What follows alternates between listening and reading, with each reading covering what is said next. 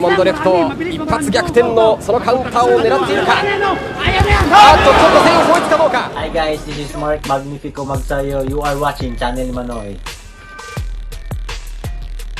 Magandang araw mga pre, mayong adlaw po sa mga Bisaya diha.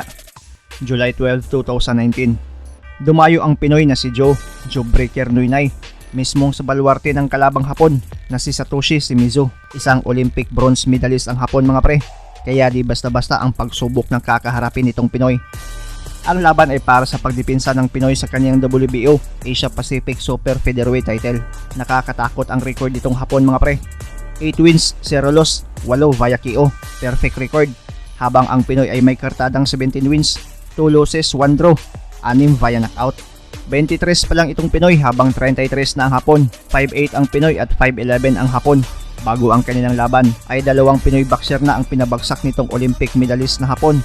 3rd round knockout ang una, habang 7th round TKO naman ang pangalawa. Pero sa halip na matakot itong Pinoy Joe Breaker, ay matapang niyang nilabanan ang undefeated at Olympic medalist na Hapon sa mismong baluarte niya sa Japan. Sa mismong bakbakan, di umubra ang pagiging Olympian at pagiging matangkad nito. Binasag ng Pinoy ang pagmumukha nitong undefeated na kalaban. Sabay nating balikan at tignan kung paano nilamog ng Pinoy itong Hapon na kalaban. Diamond Satoshi!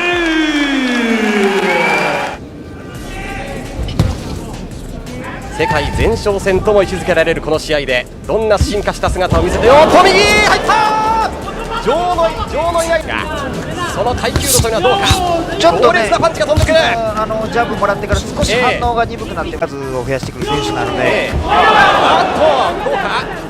左のパンチが当たりました。ダウンを取られました。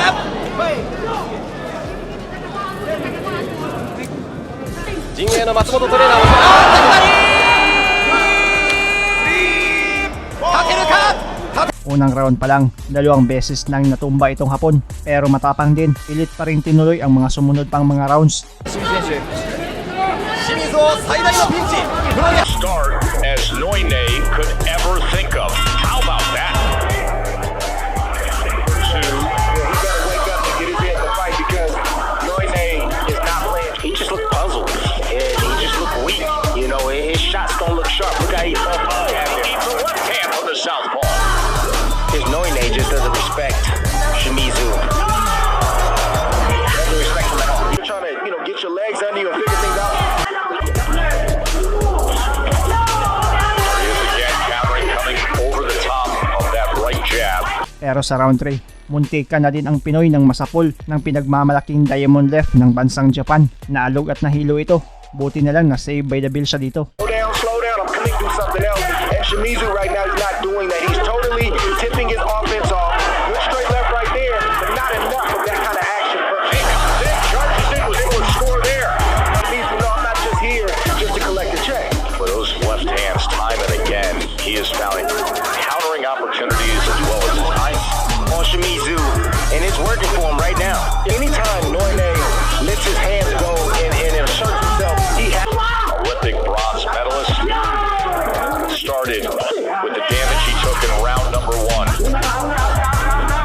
And Joe, it's only the 4th round. Sa mga sumunod pang mga rounds, sirado na ang kanang mata nitong Hapon. Duguan na rin ang ilong. Makikitang dahan-dahan ng nilalamog ni Joe Breaker ang panga nitong kalaban. Fighter in the blue, Satoshi Shimizu. And with the exception of the last 30 seconds, He can't miss. I mean, a young fighter is not necessarily getting hit. Something different, and they're not asking for that. He's only showing one form of defense, Dre, and that's keep your hands up. And like I say, and most of the time, because of the point system, you keep your hands high to block shots to keep points from coming in. And that was the second round guess. something big is going to get through. It's one thing if one shot's landing, maybe two. Shimizu doesn't fight tall. He fights like a small man. Even though he's tall and ranger, he doesn't know how to use his height to his advantage and his reach to his advantage. I know what you mean, Jim. He's for his country.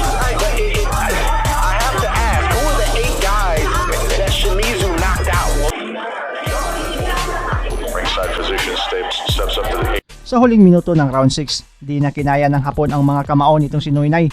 Umatras at nagsenyas na, tanda ng pagsuko sa laban nila. Noinay getting real busy this round. Looks like he caught his second win right now. Affected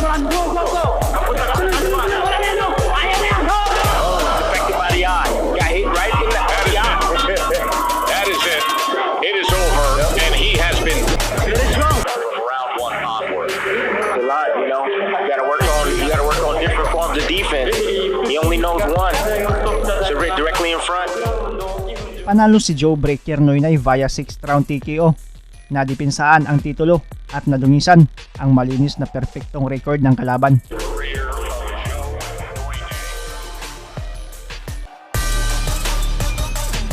Huwag kalimutang i-like ang ating video at pakipindot na rin ang subscribe button kung ikaw ay bago para umabot na tayo sa 200,000 dito sa munting tahanan ko. リズムをつかんではい手数を増やしてくる選手なので、あっとどうか、左のパンチが当たりました。ダウンを取られました。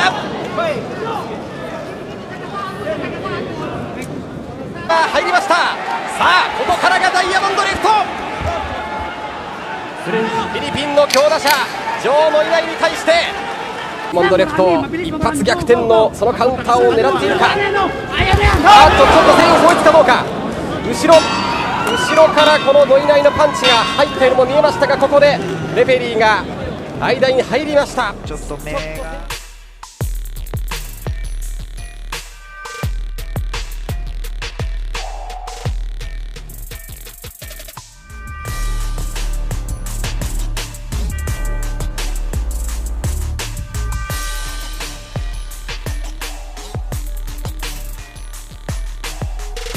Ano ang masasabi ninyo sa video ito? Ang inyong komento, suggestion at reaction ay welcome na welcome sa baba. Maraming salamat sa panonood at suporta mga pre. As always, amping permi.